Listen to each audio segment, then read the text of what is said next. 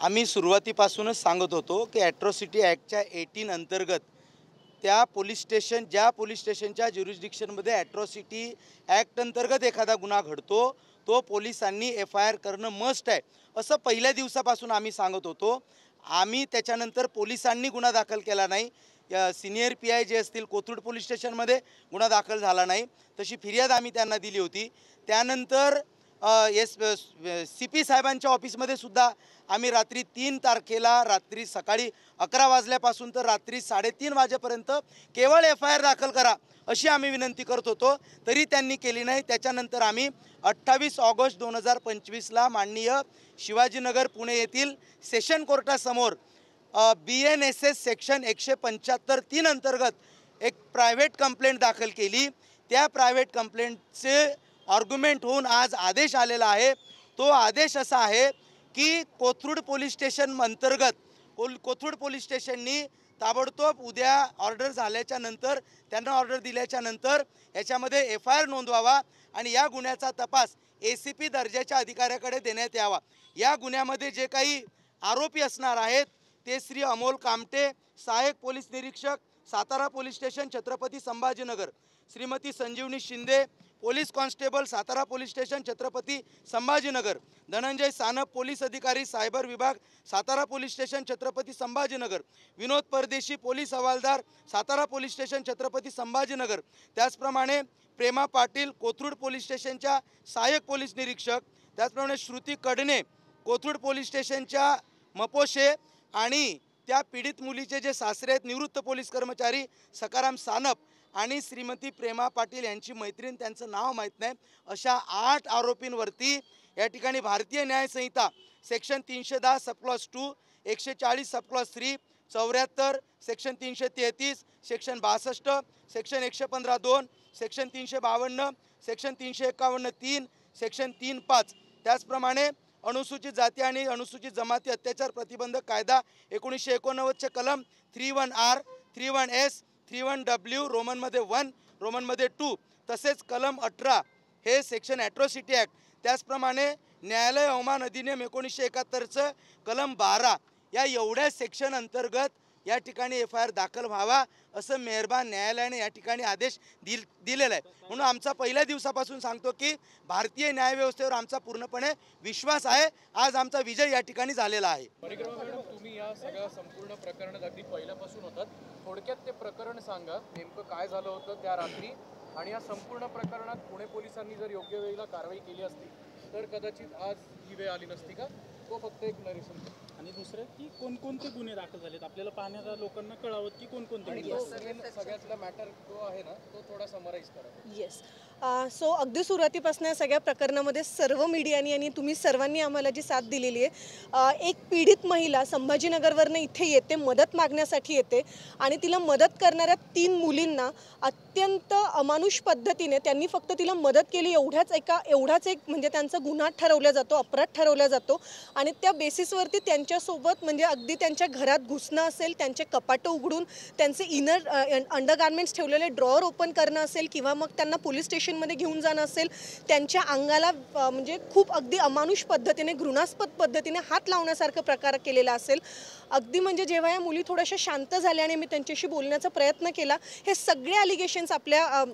Main म्हणजे पिटिशनच्या कॉपीमध्ये आलेले आहेत, जे आता कदाचित FIRचा सुद्धा पुढे जाऊन भाग बनतील। तर ज्या पद्धतीने काय लुसलुशीत माल आहे अशा पद्धतीने त्यांच्यावरती काय टीका म्हणजे टिप्पणी केल्या गेलेली आहे, हे सर्व म्हणजे जे काही त्यांच्यासोबत घडलेलं आहे या सर्व प्रकारानंतर आम्ही कोथरूड पोलीस स्टेशनमध्ये आमचा ह्या सगळ्या प्रकरणात सुद्धा न्यायालयीन पद्धतीने किंवा एक जो सेट रूल ऑफ लॉ आहे, ड्यू प्रोसेस ऑफ लॉ आहे, त्या ड्यू प्रोसेस ऑफ लॉनी सगळ्या गोष्टी घडाव्यात म्हणून आम्ही पहिले पोलीस स्टेशनमध्ये गेलो। तिथे आम्हाला दाद मिळाली नाही म्हणून आम्हाला नाईलाजाने मेहरबान CP साहेबांच्या ऑफिसमध्ये जाऊन त्यांना भेटण्याचा प्रयत्न करावा लागला, पण तिथे सुद्धा मेहरबान CP साहेबांनी आम्हाला भेटण्यासाठी वेळ दिला नाही, जे अत्यंत दुर्दैवी होतं। त्या दिवशी रात्री जो काही प्रकार घडला, दिवसभर रादर जो काही प्रकार घडत होता, त्या सगळ्या गोष्टींसाठी आपण साक्षीदार आहात, ते सुद्धा आपण सगळ्यांनी बघितलं। नाईलाजाने मग आम्हाला 175(3) खाली इथे मेहरबान शिवाजीनगर कोर्टामध्ये जे आपले विशेष हे आहेत ॲट्रॉसिटी ॲक्टच्या अंतर्गत विशेष कोर्ट जे प्रस्थापित झालेले आहेत त्या विशेष कोर्टात आम्ही इथे आमचा दावा दाखल केलेला होता आणि आमचं सगळं म्हणणं ऐकून घेतल्यानंतर साधारणपणे 24 ते 26 केस लॉज आम्ही सुप्रीम कोर्ट आणि हायकोर्टचे इथे दाखल केलेले आहेत आणि या सगळ्या याच्यामध्ये हेच वारंवार परत सांगितलं गेलं परत अधोरेखित केलेलं आहे की ॲट्रॉसिटीसारखे प्रकार असताना महिलांच्या सोबत घडलेल्या गुन्ह्यांसारखे प्रकार असताना त्यात तात्काळ FIR दाखल करावी हे जे वारंवार सुप्रीम कोर्टाकडनं मेहरबान सुप्रीम कोर्ट मेहरबान हायकोर्टाकडनं सांगितलं गेलेलं होतं हे आज परत एकदा मेहरबान न्यायालयाने शिवाजीनगर न्यायालयाने अधोरेखित केलेलं आहे आणि जे सुरुवातीपासून आम्ही म्हणत होतो की आमचा या न्यायव्यवस्थेवरती आणि आमच्या संविधानावरती आमच्या लोकशाहीवरती अढळ विश्वास आहे तो विश्वास आज परत अढळ करण्याचं काम ह्या निकालाने केलेलं आहे असं आम्हाला सगळ्यांना मनापासून वाटतं। एक फक्त मी हे सांगेल याच्यामध्ये किती लोकांवर गुन्हे दाखल झालेत आणि कोणते कोणते गुन्हे आहेत? 8 लोकांच्या विरोधात गुन्हे दाखल करण्याची ऑर्डर 8 लोकांपैकी 6 पोलीस अधिकारी म्हणजे पोलीस अधिकारी कर्मचारी असे वेगवेगळ्या पदांवरती आहेत। एक जे होते ते निवृत्त पोलीस कर्मचारी आहेत आणि एक जे आहेत 8 नंबरच्या त्या प्रेमा पाटील मॅडम यांच्या मैत्रीण आहेत। आम्हाला हे नक्की माहीत नाही त्या सिव्हिल ड्रेसवरती असल्यामुळे त्या दिवशी त्या खरं पोलीस कर्मचारी आहेत का त्यांच्या मैत्रीण आहेत सर्व्हिसच्या बाहेरच्या ह्याची आम्हाला अजून आमच्याकडे खात्रीशीर माहिती नाही आहे पण त्याच्यामुळे 6 खात्रीशीररित्या पोलीस अधिकारी आहेत आणि 2 विदाऊट पोलीस आहेत। गुन्हे याच्यामध्ये सगळ्यात प्रामुख्याने तो आहे 354चा महिलेचा विनयभंग करण्याचे जो काही त्यांनी प्रयत्न केलेला आहे। ॲट्रॉसिटीच्या अंतर्गतही त्या महिला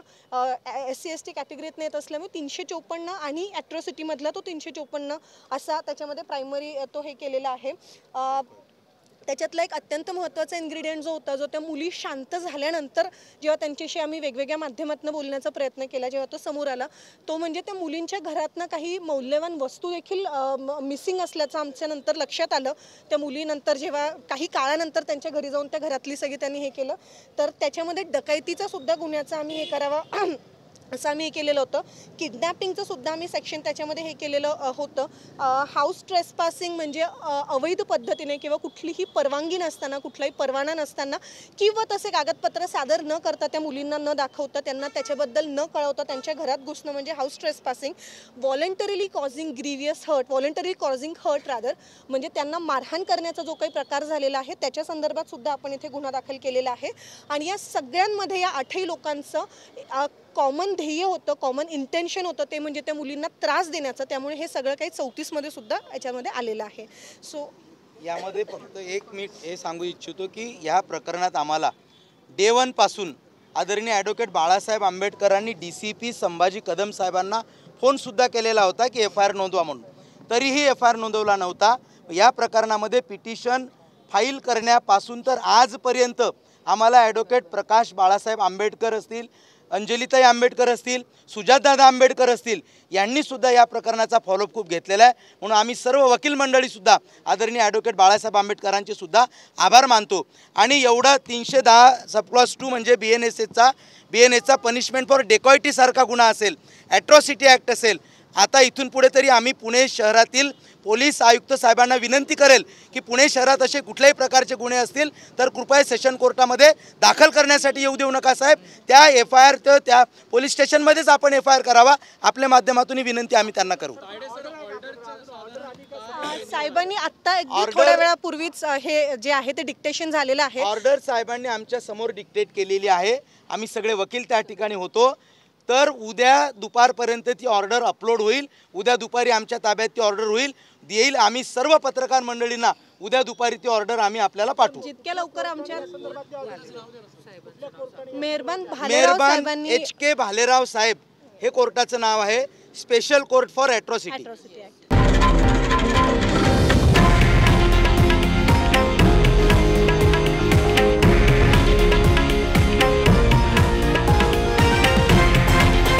हे आहे देशातील नंबर 1 न्यूज नेटवर्क आणि आपण पाहत आहात TV9 मराठी,